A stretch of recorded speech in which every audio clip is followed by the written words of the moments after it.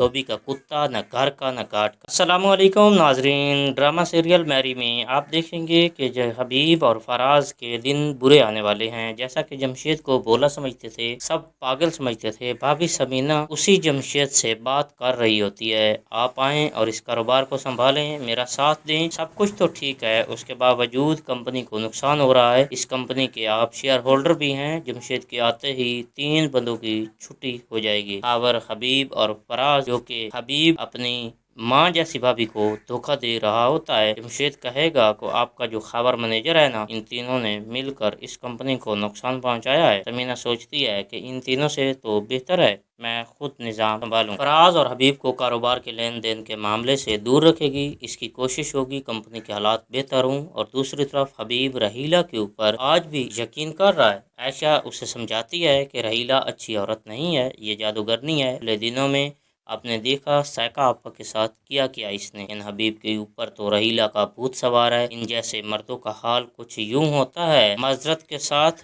دھوبی کا کتا، نہ گھر کا نہ گھاٹ کا۔ عائشہ سے کہتا ہے اگر رحیلہ نے اس گھر سے کسی کو نکالنا ہوتا تو وہ سب سے پہلے تمہارا نمبر میں نکالتی۔ عائشہ یہ بات سن کر اس کا دماغ سن ہو جاتا ہے، اس بندے کو رحیلہ کے علاوہ کیوں کچھ نظر نہیں آتا۔ دوسری طرف رحیلہ چاہتی ہے کہ فیضہ کی شادی ہو جائے اور حبیب کے اوپر اس کی ذمہ داری فائق ہو جائے، اس کے ساتھ وہ گھر سے چلی جائے اور رحیلہ کا راستہ کلیئر ہو۔ رحیلہ بات کی سمجھ نہیں آ پا رہی۔ حبیب کے پاس وہ والی طاقت نہیں رہی، اب چند ٹکڑوں کے علاوہ اس کے ہاتھ میں کچھ نہیں ہے، اور وہ بھی فاخر اور سمینا کے ہیں۔